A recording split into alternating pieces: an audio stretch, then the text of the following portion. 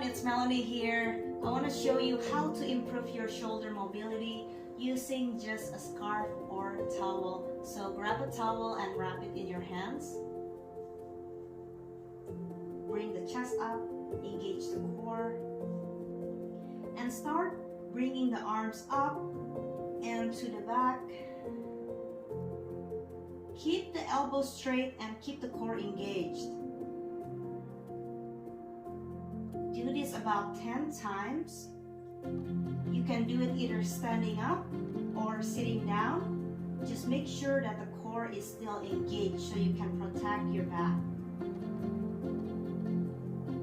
Try this out and see your shoulder mobility improve.